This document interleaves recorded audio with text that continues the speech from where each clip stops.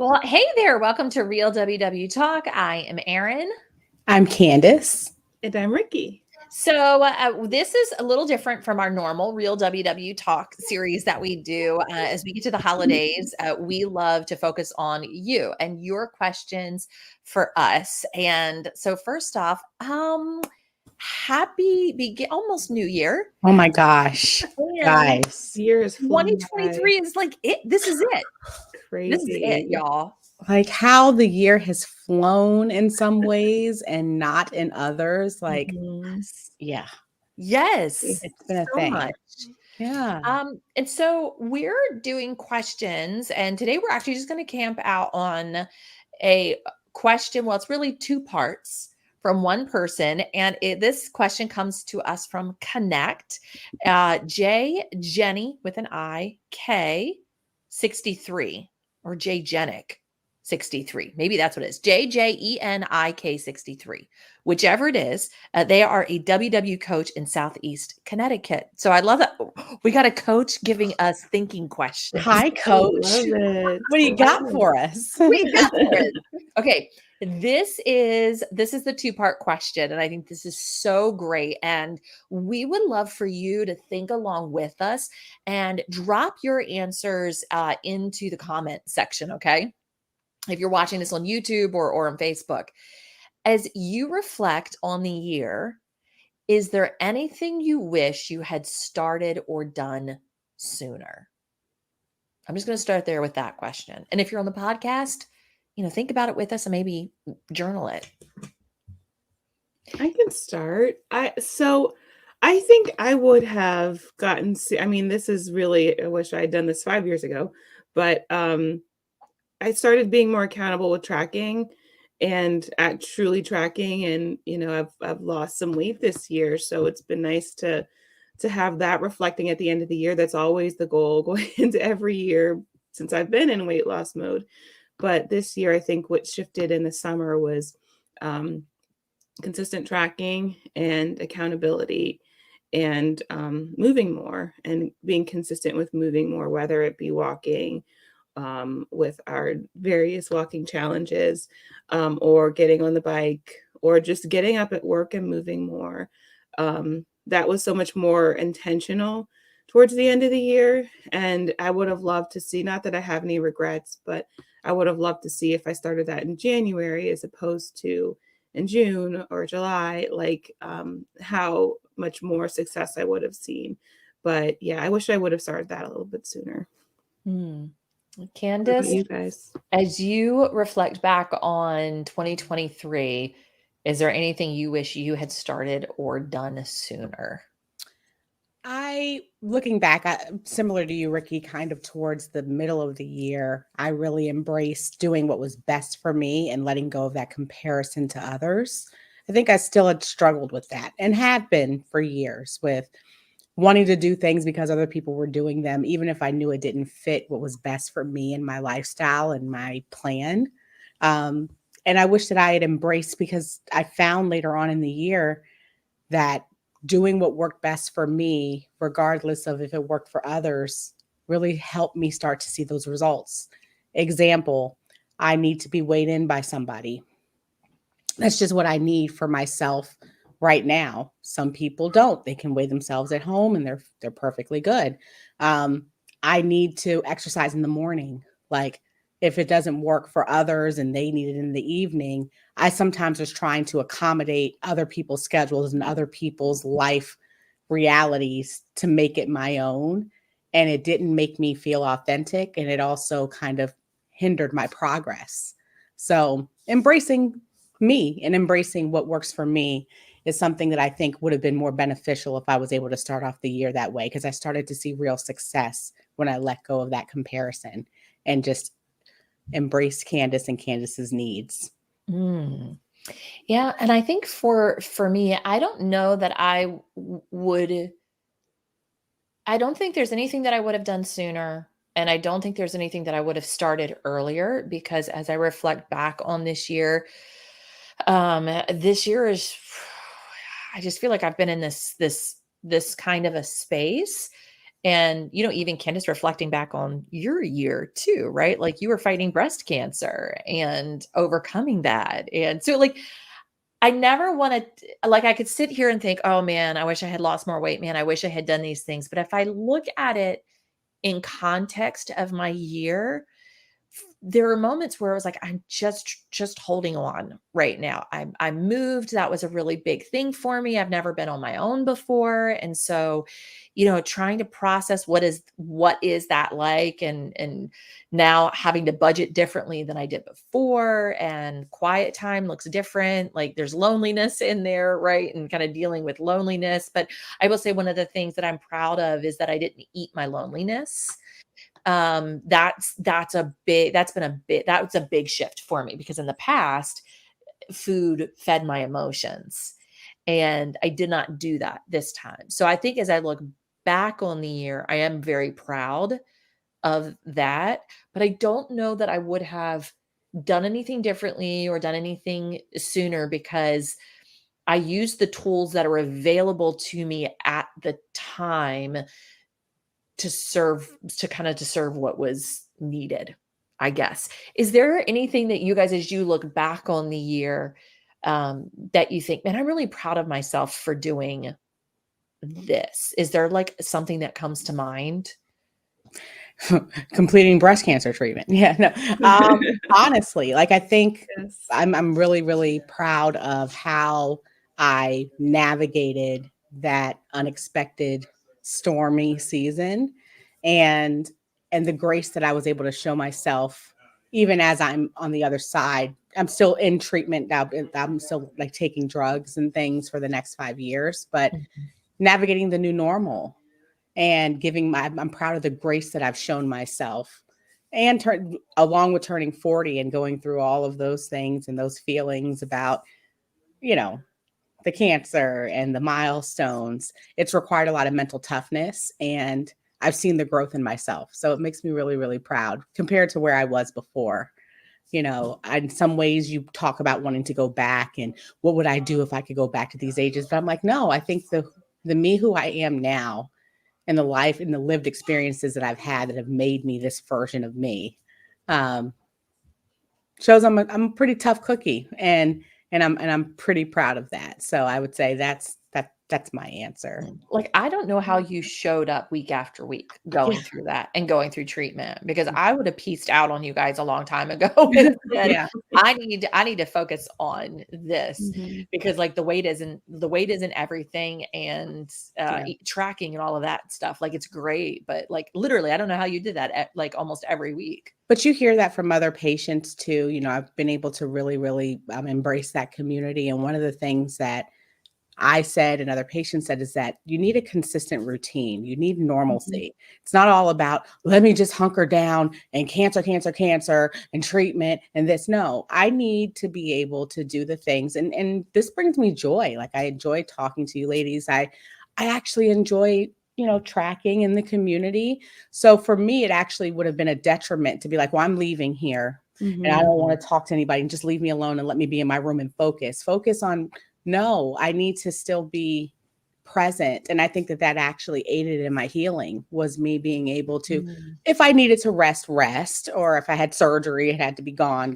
But for the most part, and I think that relates to everybody, and a lot Mhm. of people and what they're going through. Sometimes there's something about a consistent routine and at least still being engaged in your community and in your life that gives you a sense of purpose and something to look forward to outside of all of the other stuff. So, Mhm. Yeah. yeah. Yeah. Yeah, that's great. Rikki, how about you? Anything that you look back on and go, man, I'm really proud of myself for?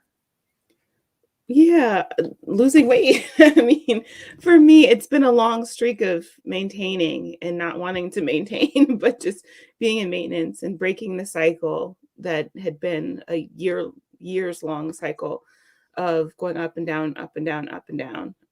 So breaking that cycle, even though, I'd love to say, oh, in a year I lost 100 pounds and I'm at goal, or whatever. It takes time still. And I think, I'm processing that, this might be a continued years long journey to get to goal. But I'm proud that I've not only lost the 20 pounds that I've lost, but that it hasn't been overdone. I haven't been like 5 pounds this week and 10 pounds this week. And, it's been consistent. And even though I've had some weeks where I've been up since then, it's come off, and it's continuing to come off. So just the patience in the journey, I'm proud of just sticking with it and not giving up. Mhm. Because And through the holidays. yes. Yeah. Like, and Yeah. through the holidays, because like your Mhm. Achilles heel is usually the seasonal things, and you're like in Mhm. prime seasonal Mhm. space, but you've stuck with it. Like Yeah. it seems like you've determined what's the greater thing Mhm. here. Yeah. Absolutely. It's meaningful to go through the year with my pants a little looser and to get rid of some bigger clothes, even though, it's an awkward kind of in between sizes thing. There's some clothes that I can get rid of, and there's some, sizes that are a little more comfortable than they used to be, because, like many of us, I have a range of sizes in my closet. So it's nice to kind of feel some clothes out that I had before that were uncomfortable, and they're not uncomfortable anymore. Mhm. Progress is always great. And like I said, the way that you push through, I think is inspiring to so many, because we've been on the journey, all of us, and it's like, Mhm. why? But to kind of Mhm. start to see that and have that momentum, it's always great going into a new year. Yes, Yeah. absolutely. What about you, So Erin? Did you say well, yours? for me, well, what did I say? The one positive thing for me was not eating any of my emotions Oh, okay, during, yeah. the really big change. But I would also say, and this was somewhat limited because of the plantar fasciitis, um, that I was looking forward to it being healed so I could get back to walking. Mhm. And so I'm really proud of myself. We're in the middle of the step bet, and we did the step bet, in the fall, and my foot not having any issues because I realized how much I love walking and what a game changer that is for my brain space. Like it really, for me, that is not just activity, that is that's a mental thing for Mhm. me. And so being healed from that, here's one thing that I wish that I would have done would be, while it wasn't in a healed space, that I would have focused on other activities like the lifting weights, like something else to take the place of that. And I didn't. Now I'm doing both at the same time and getting stronger. And that feels great. But yeah, just being proud that I can walk again and walk the distance and be pain free is such a gift. It is such a gift. You That's don't So, realize until you're affected how much you appreciate the things that you're able to do. And Mhm. yeah. yeah, very much Absolutely. so. So the second part of the question was, for the year ahead, what will the December 2024 you be thankful that you did now? That's a deep one. I love that. Yeah. Mhm. What do you want to see in yourself 1 year from now?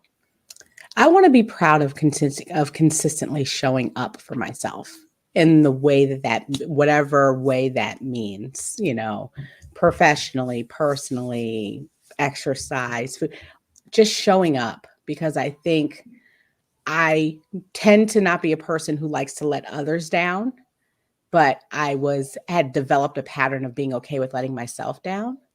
Um, and in 2000, I want to get to the end of 2024 saying, you didn't let yourself down. The things that you committed to do and the things that you thought were best for you, you showed up and you did. And it's not even about, that's something I can control. I'm not looking for a number on the scale. I'm looking for me showing up and giving my best. I love that. Mhm. I think the first word that popped into my mind was consistency as well. But consistency, obviously, I love showing up for myself consistently. I think that's great. And I think I should do that as well. But consistent behaviors. So whether that be tracking, walking, getting on the bike, um, you know, continued struggle with vegetables. Consistently eating vegetables, just consistency, because I think that lends itself to a year of, continued health. So that's Mhm. my goal. I think for me, I tend to be a little on the melancholy side, especially during the winter. And so I want to be able to look back and go, I was hopeful this year and look at how that showed up. Also, when I when I go through big things, they tend to stick with me for a while. And sometimes I think longer than they should because I'm a processor. I don't know that there's any ways to speed up the processing part, but in a couple weeks I'm going to be having a hysterectomy. And so that's a big thing. It's a really big thing for me. And at the same point, I don't want it to be necessarily the defining thing of 2024, even though it is that's a really big thing. And that there's a lot of emotions in there. There's a lot because it's tied to femininity and there's stuff with it. But what I don't want to be is 6 months down the line still hanging on to those things. I want to be able to allow what needs to be allowed, but not not on the downward slope, but on the upward slope with it. So I think that's probably for me as I'm looking at 2024 is to really maintain and watch hopefulness for myself and watch my outlook. Um, Mhm. yeah, which I think is kind of funny as I listen to all of our things that we're talking about. It's not just about the weight. It's not just about losing weight. It's not just about the food because we aren't beings who are just about this. We are multifaceted women and men who are listening to our podcast, and we're made up of more than just our weight. And so as we look forward to the year that's coming and we reflect on the year backwards, I think it's really important that we take that into consideration, and that we not forget that it isn't weight loss impacts a lot of things in our lives, but it isn't the only thing, and it's not the number one thing. In real talk, it never was.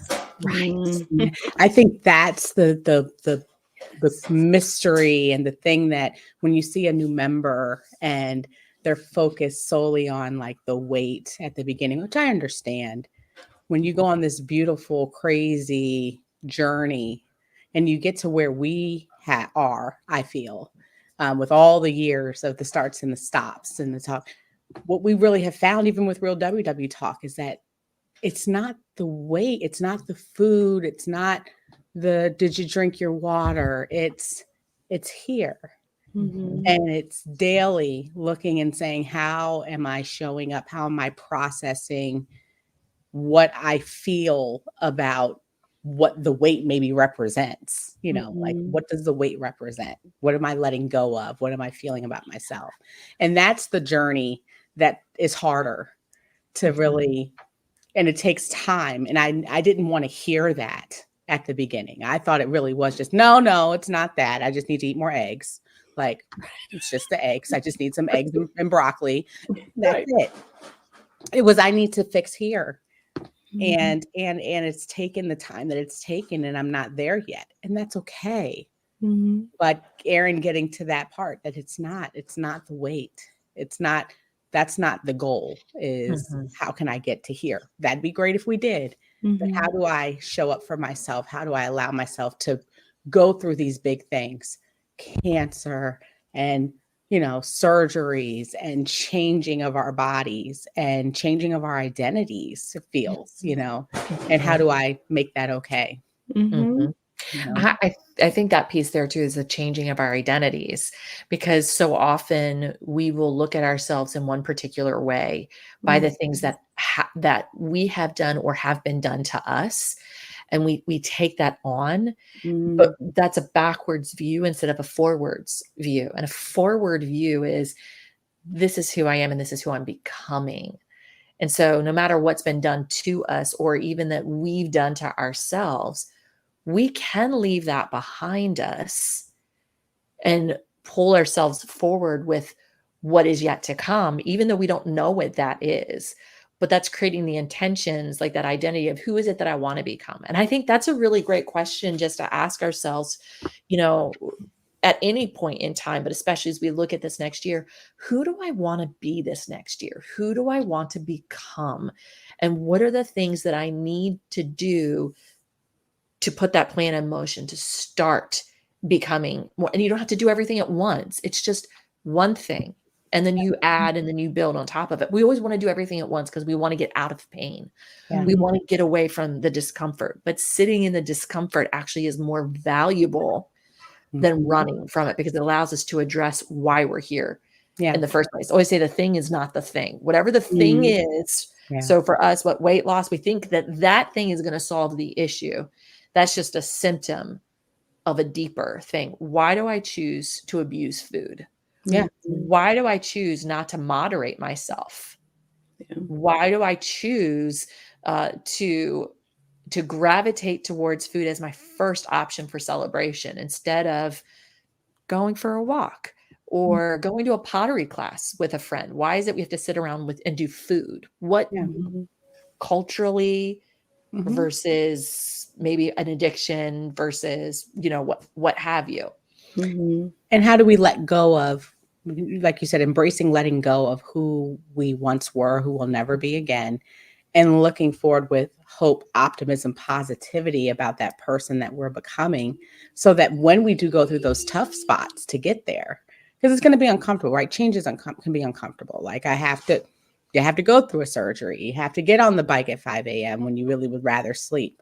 But that version that you're becoming, you know, it's so beautiful, even if you don't know exactly what it feels like. Because for me, I think that there has been, I've wanted it, but I'm also afraid of it because I'm like, I don't know who that is. I don't know what comes with that. But instead of fear, replacing it positively with excitement of, oh, I can't wait to see.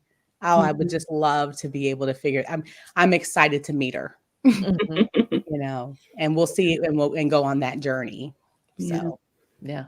It's learning that change is okay. And I think so many of us are so aversive to change that we hold on to the things that aren't even necessarily good for us, like being overweight. I think I've held on to that for so long because it has been what I've associated with my identity and what I've kind of hid behind.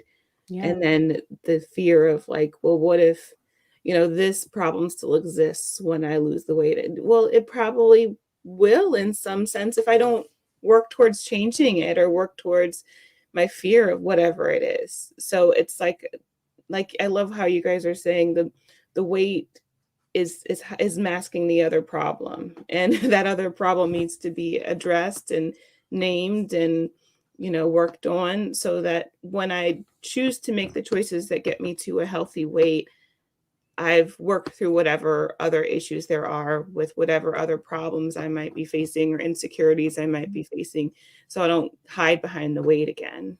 Yeah. So we can stop that self-sabotage cycle. Because I think that we've all related. I'll speak for myself. That self-sabotage is I can get down. I know how to do it to get to a certain point, but I haven't mastered when my mind tells me that I need to go back to where it's safe, and associating overweight and the things that hurt me with security is like, it's just very nuanced. It's very, you would say, why would that be a thing? But there's safety in what you feel, you know, even if it's killing you.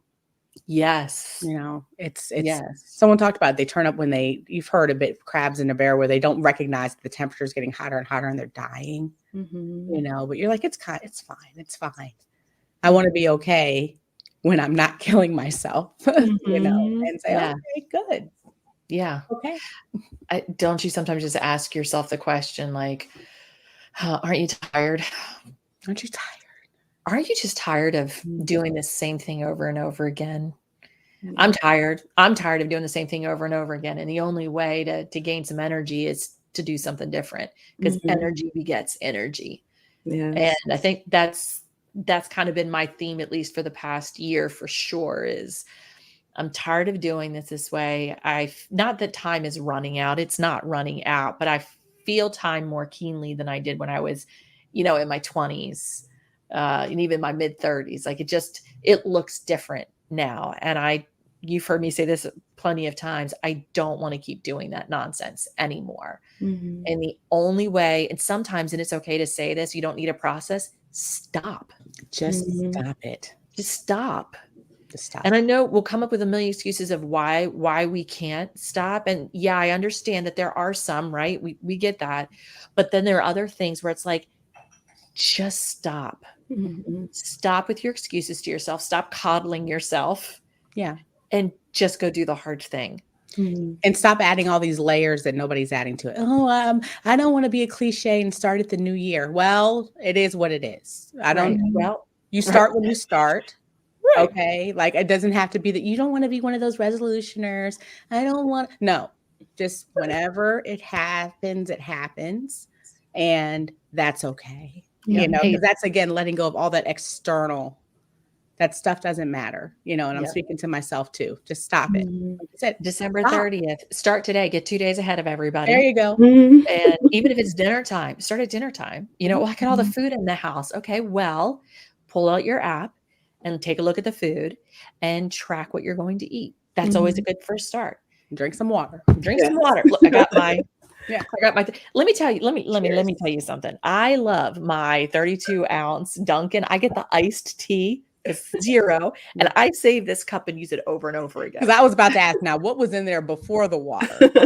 Iced tea, $1.99 iced tea, I and I love get the green tea, and I get the shots of blueberry in with it. Ooh. That's my trick. Wonderful. Yum, yum. That's it. Well, ladies, this is I loved this conversation. Yeah. Thank you to our coach from Connect for giving us those kind of talking points to get us going. That was I should have awesome. known a coach, like I said, would ask us those deep questions. Not like, what's your favorite veggie? Like, where are you going to be? Mhm. And then next week we're going to be back with our final Q&A, and these will be questions from our Real WW Talk community on Instagram. So yay, we wish you just a really great day and a great start to the new year.